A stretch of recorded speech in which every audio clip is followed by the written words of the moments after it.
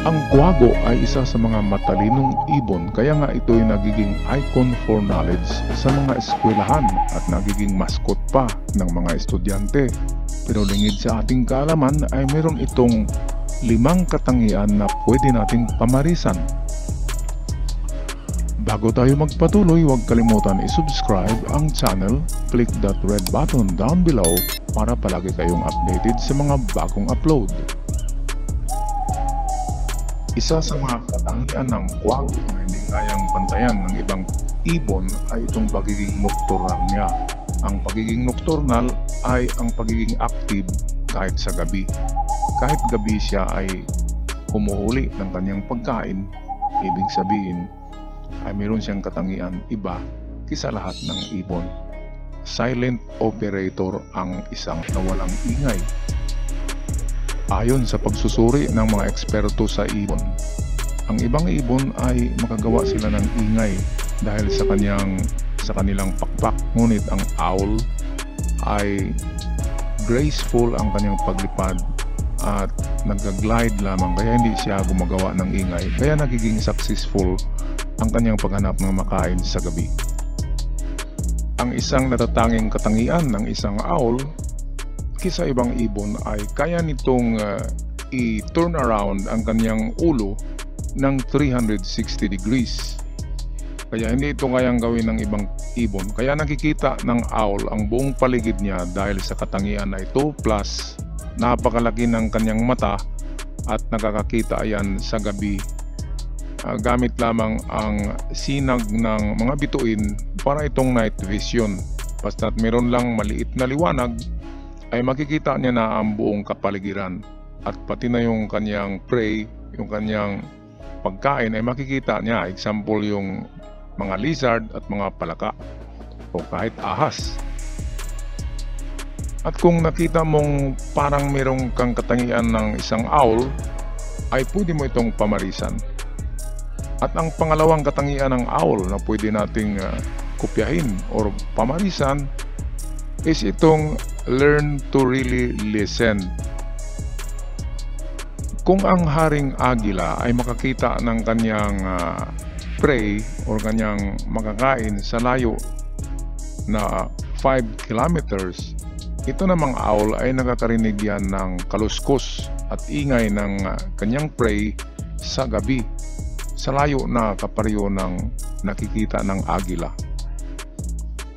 At kung kagaya lamang tayo ng mga kwago na nakikinig ng mabuti, listening is the beginning of understanding. Kapag nakikinig lang tayo sa mga instruction, ay makukuha natin ang ideya, kung ano man yan na klaseng ideya.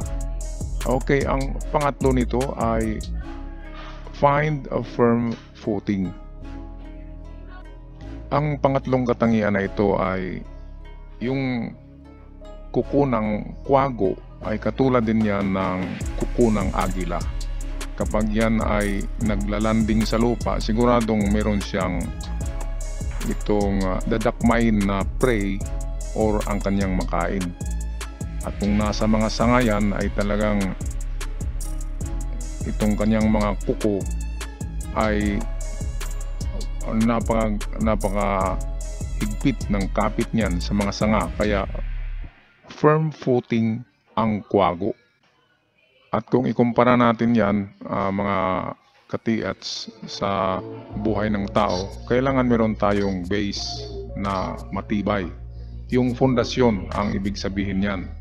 Kapag meron tayong matibay at magandang fondasyon, well, maganda ang patutunguhan ng ating buhay. At mayroon ding isang katangian ng kwago na kung saan kapag kumain ito ay kakainin niya ng buo ang kanyang prey. Pero ang maganda dito ay i-release niya kagad in the form of dumi yung mga nakain niya na hindi kailangan ng katawan. Kaya let go of what doesn't serve you. Sa buhay ng tao, ang ating i-absorb lamang ng mga lessons ay itong maganda o ang mga pamaraan na magaganda ang ating i-absorb para sa kagandahan ng ating patutunguhan. sa ating buhay ay pwede natin ma-apply na teorya na itong bili ng bili tayo ng mga bagay na sobra-sobra na at hindi kailangan ng ating katawan.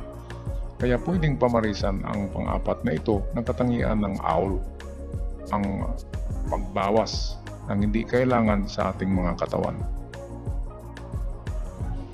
At ang panglimang katangian ng isang kwago ay itong proceed with strength and purpose.